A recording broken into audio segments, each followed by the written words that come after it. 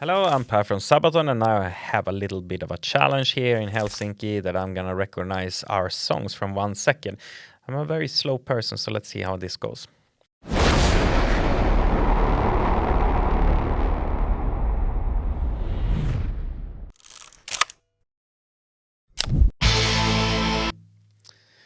Ooh, that is Burning Crosses. This was the Yngwie Malmsteen song of our early times, where our guitar player by Dan Oscar get to shine a little bit by playing a riff that is kind of complicated to play. It was challenging. I think Joachim wrote, I know that Joachim couldn't play this song himself when he wrote it, but it was one of the challenging songs from the beginning.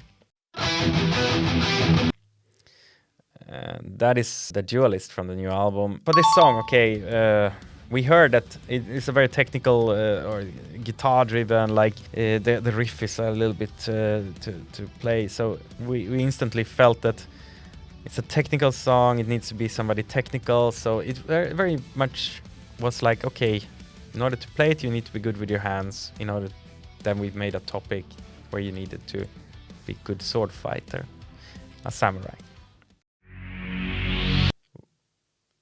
Masters of the World. No. That is empty.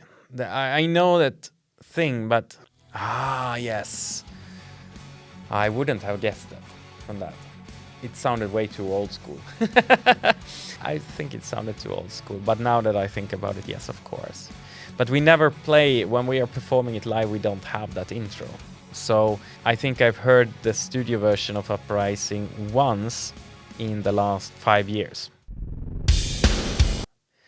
7734. It was a song written very early in our career, but we actually made a newer version of it a couple of years later, and we brought it on tour because we made it early. And then when Tobbe, Chris and Hannes was in the band, they all like, it's a great song, why are we not playing that one? And it was like, because nobody have heard it, because it's like from our first demo. And it's like, yeah, let's do a new version of it, sounding a little bit better and cooler, and then we take it on tour. Through the gates of hell! It's a song that started everything, the Primo Victoria. And that one I've heard a lot of times, because that's how we started it for the last 20 years. That is Soldier of Heaven from the War to End All Wars. One of the catchiest, poppiest disco songs we've recorded in a long time. And a really nice song that is always changing the mood in the arena to a very positive one. I like that. I love to play it.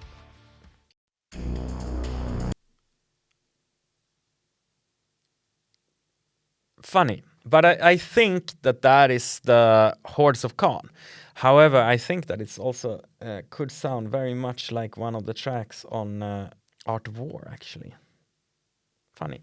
But it's Hordes of Khan. When we did the music video for that, it was one of the highlights when the kids were actually playing, and I was standing there in the crowd watching them as they are so excited, and they're young kids knowing exactly how to play the song before anybody else outside of that room basically heard the song. That was a little achievement in itself, to have a bunch of kids to learn a song that nobody in the rest of the world have heard. But they worked hard and they made it. That's Bismarck, unmistakable in one way. What comes to my mind when I hear that is always the start of the music video, when we are taking out the equipment from the car. Oh, that is on the Art of War. And which song it is, this is gonna be tricky. That's super tricky, because I think there are many songs that sound similar or have that, and then the speech comes in, but it's the nature of warfare. Yeah, okay. That was a tricky one.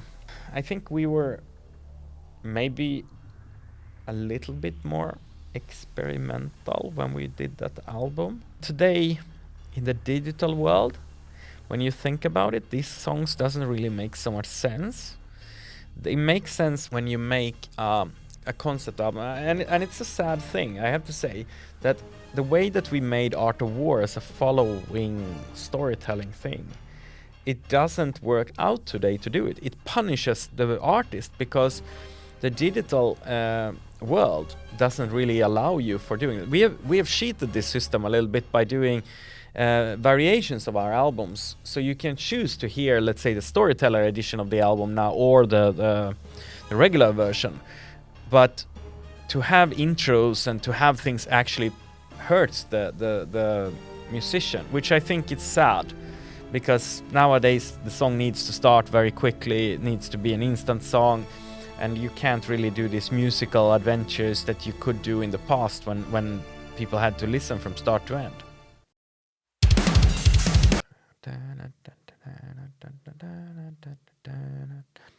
That feels overdone. I instantly felt that it was a great song. Joachim, I remember him, we had a little bit of a argue, and he said, don't you think it's a little bit too simple? Like too standard heavy metal song. And I said, I think there's a lot of people in this world who likes standard heavy metal song. I insisted to make that one of the first lead singles of the album, and that's also why we choose to make the media presentation of the album in Verdun for that one. That is Templars, unmistakable from the new album, and again, I think we have one of those, like, you only need to hear this little and you know what it is, and you set the tone. And I think when he created that intro, I didn't need the rest of the song. I simply knew it's an epic song, it's Templars. We can't wait to do that one live. Oh wow, Rourke's Drift. Yeah, it's Hellfighter. Oh my god. Yeah, I should have known that. That one we play all the time. One of our very popular songs, and we play it every show now, so it's a little bit embarrassing that I don't know it, but that's all right. I think I thought too far. We often have this we have that kind of intro many times, and that's why when it's like something like Templars or something like that, it becomes so instantly recognizable as, oh, this is something new. Because we often have this swipe in. You usually need something to start a song, so some sort of swipe or this, it really helps to get the song, you get the punch in. So we often use that, a trick. Yeah, Stormtroopers. I think here it was all of us who underrated the song, because we didn't choose to make a single out of Stormtroopers, and it's one of the top songs of the album. So with 2 wrongs out of everything, I can take that. It's fine. I mean, we've done 100-something songs. I don't even know how many, but I also have not the best memory in the world, so I kind of is proud of that anyway.